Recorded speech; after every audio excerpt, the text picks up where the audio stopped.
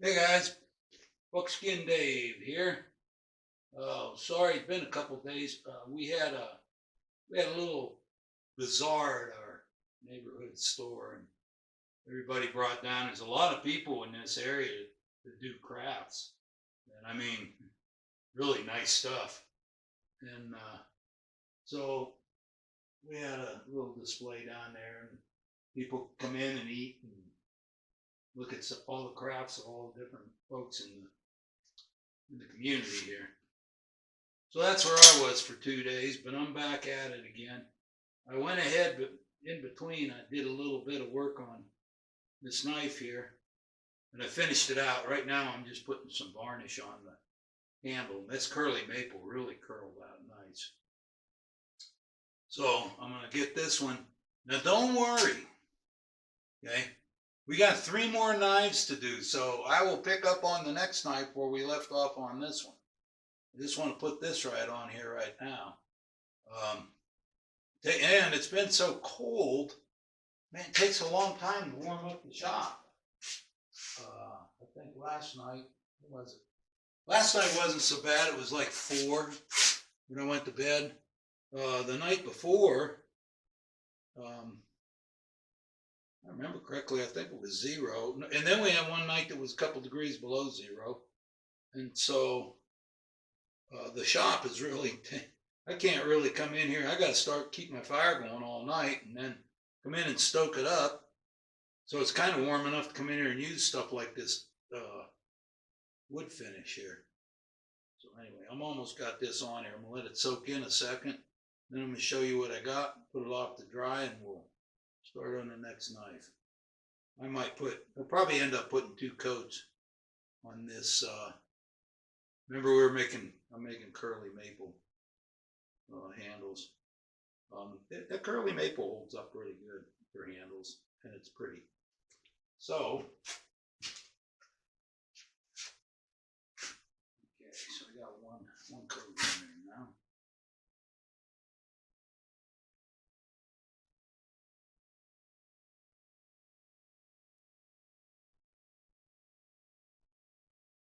Well, I put it on. It's gelled up a little. And I just put it on with the with a Q-tip. Let it soak for a minute. It's not a gun stock. So anyway, here's the Dadley. So I think it's going to be a good looking knife. It's got a really nice curl shows up. I don't know how it's working on that, but the curl does show. Here we go. There you go. Curl shows up pretty nice. There. This is the Dadley. The next one I'm going to do. The reason why I'm doing these 2, these are the longest knives. This one's going to go in the center of the pouch. This one will go on one side. Probably turn it like this, and then there'll be the Skinner will be here. But once I get this knife done, I can go measure so I can start cutting my pouch out in the evening when I'm not out here.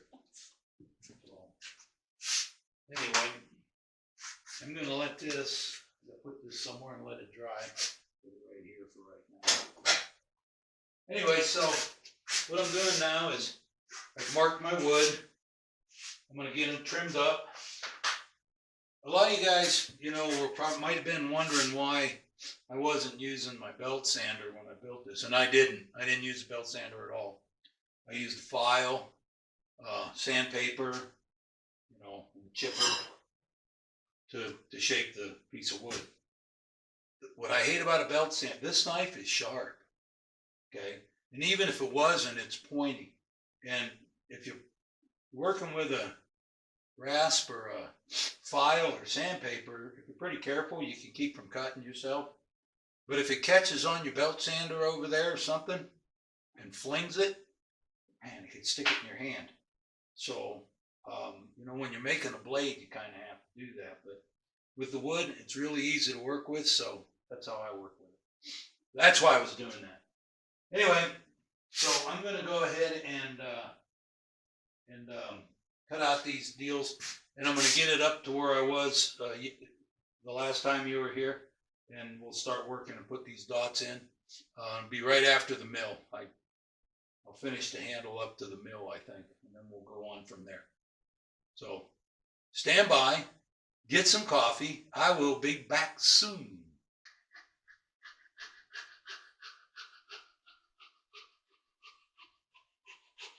I got to go out and help Sara here in a little bit. She's in the saddle. We got a couple of new mouths to feed here. We have a couple of horses, and they're old rodeo horses, and she's gonna ride them. One of them I think will work for a pack animal for me. I don't really want to ride a horse, and the other one should be a good rider for her. And I think she got on him last weekend, but she's working on getting an old saddle of mine hooked up to it, fitted up, and we have a head stall that we've kind of gotten fitted to her until she gets her own stuff, and the stuff that my old saddle might not fit her just right. Sara hasn't bought a saddle yet, so it'd be good to figure it out. And so anyway, maybe we'll go out there here in a minute, but I'm just going to sit here and I got to work on this thing.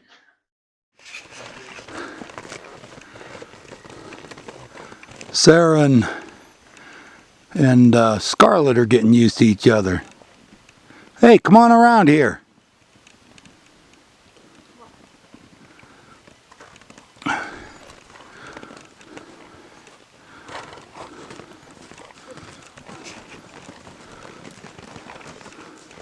Is she neck reining okay? Yeah. That's good. I guess I didn't know how to neck rein as well. I was trying to do it myself.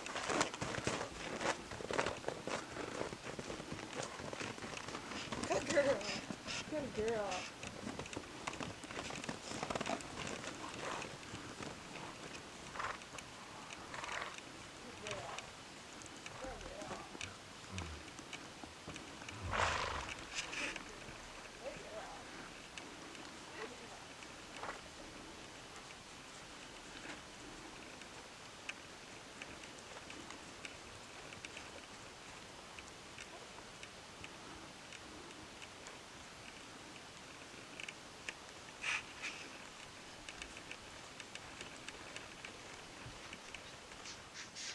That was okay.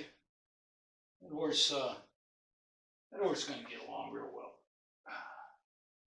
So, did a little rabbit hunting this morning. Rabbits are getting thick around here.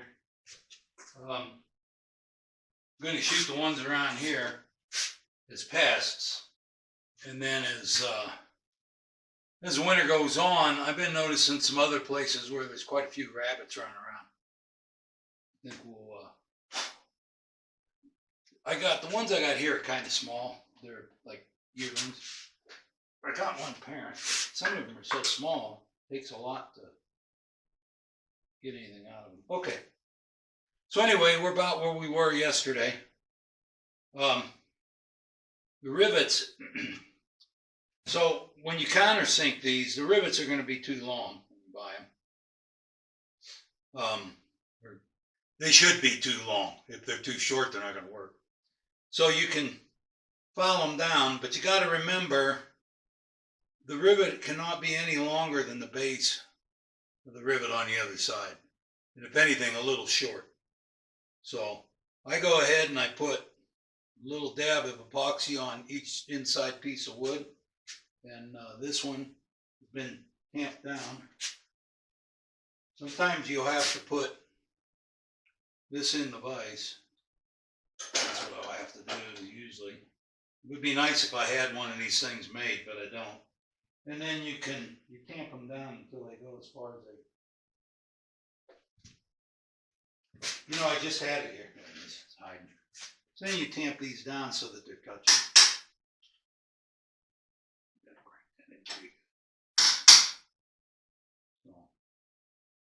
This is.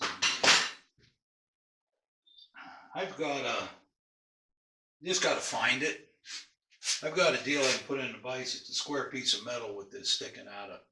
It's a lot more stable. You can get a good tight fit. This is good enough. Now, one thing to watch. Yeah, I'm gonna work on the bottom edge first. Let's get it out of the way.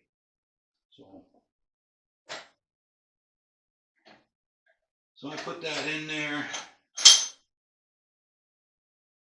It could be pretty deep because we're only going to take 1/8 inch off of the piece of wood. And then I'll go ahead and start with my rough rasp. I cut that, trimmed it pretty close, you know. So I'm going with my rough rasp. And I'll take that baby right on down till just before that metal. And then I will go to this rasp,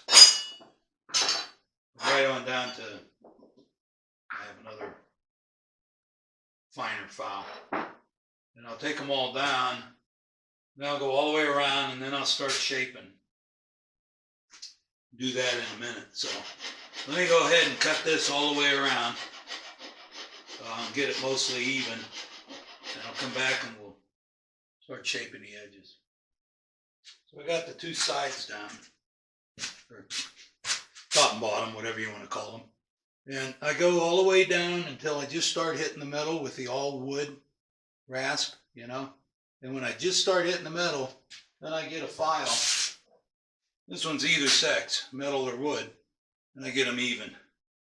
All I have to do now is make this rounded edge, and then we can start shaping it. A couple things I had to watch out for.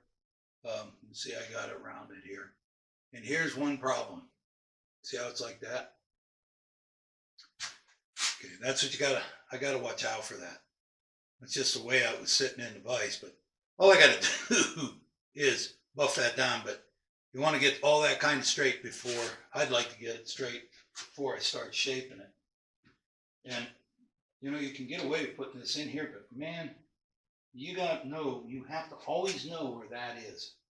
Because if you run into it, that's not gonna be much fun, especially if you run into it with your hand.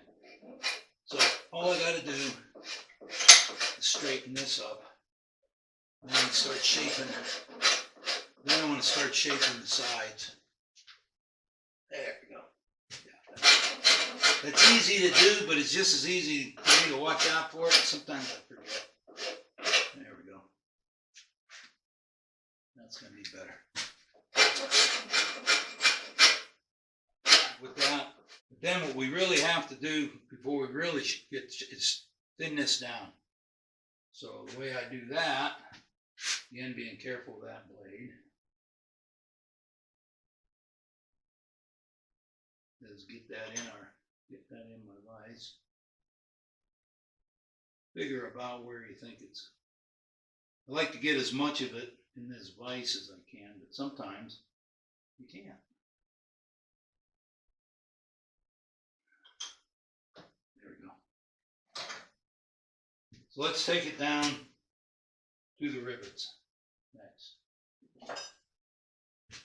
This is a little bit more aggressive, and it's okay to use because you won't be here all day. Now, one thing I don't worry too much about is when I'm doing the side one, sometimes it'll chip out on the edge. This thing is like twice the thickness that it's going to end up. So if something chips off out there, as long as it's not a big chip, you'll have enough to even it up. Anyway.